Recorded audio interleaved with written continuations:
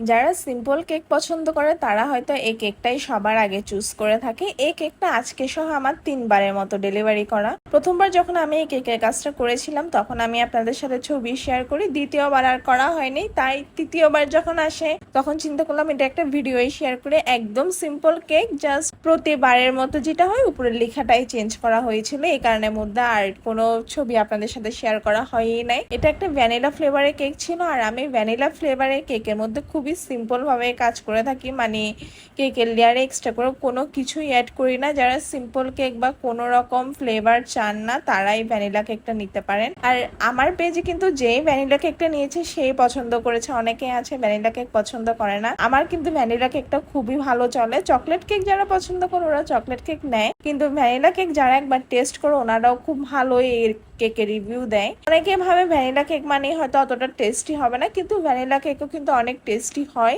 আমার এই কেকটা যারা নিয়েছে প্রত্যেকের কাছে আমি খুবই ভালো রিভিউ পেয়েছি।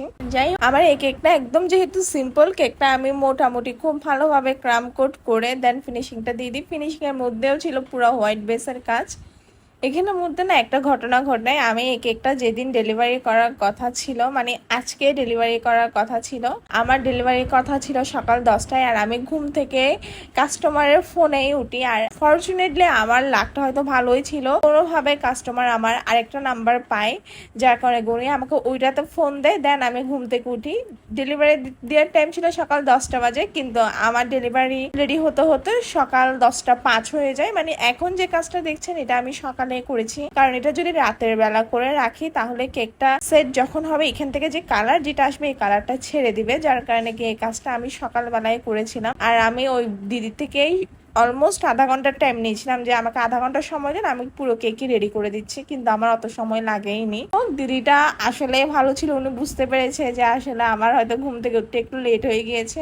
এই যে এটাই ছিল একদম সিম্পল একটা কেক, কেকের উপরে কিছু লাভ ছিল, আর লাস্টের দিকে আমি কিছু সুগার বল দিয়ে দিই। এটা আমি প্রথম যখন করি এটা একটা আপুর রেফারেন্সের কেক ছিল। আসলে এটা আমার নিজস্ব কোনো রেফারেন্সের কেক না, একটা আপুর কেক দিয়ে আমাকে এই কেকটা রেফার করেছিল কাস্টমার, যে এরকমের মধ্যে একটা কেক দিতে হবে। দেন আমি তখন বানাই, সেই থেকে এখন সহ 3বার বানিয়ে ফেলেছি। জানি না পরবর্তী তার কতবার বানাবো। এই যে দেখতে দেখতে আমার পুরো কেকের ডিজাইনটা শেষ হয়ে গিয়েছে। আপনারা অবশ্যই জানাবেন আপনাদের কাছে এই ডিজাইনটা কেমন লেগেছে।